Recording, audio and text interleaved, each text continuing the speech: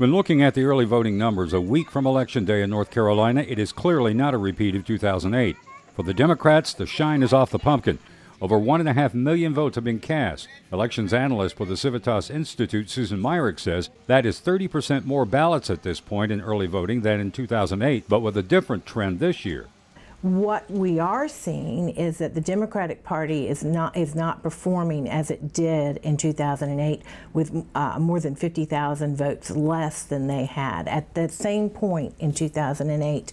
The Republican Party is outperforming from 2008 with over 40,000 more voters voting. And the unaffiliated, the same thing. They are outperforming their 2008 turnout by more than 40,000 votes. Political consultant John Davis notes the Democrats also only have half the support they had from students in 2008.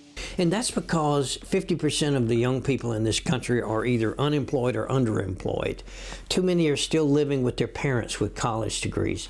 So they become very discouraged and frankly disappointed, I think, with Obama. There was so much hope and enthusiasm for Obama in 2008. It's just not there this time among young people. Davis says he saw evidence of that on a recent trip to UNC Chapel Hill, where he expected to see an outpouring of support for President Obama.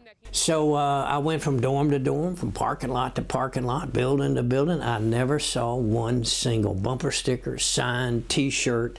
I went downtown, I went up and down Franklin Street, not one bumper sticker. So something has really happened with the Obama base when it comes to enthusiasm. That means less turnout. That means Republicans are going to have a big year. Davis says Republican Pat McCrory will beat Democrat Walter Dalton for the governor's office. He also says, though it appears to be a dead heat between Republican Mitt Romney and President Obama, Romney will take North Carolina.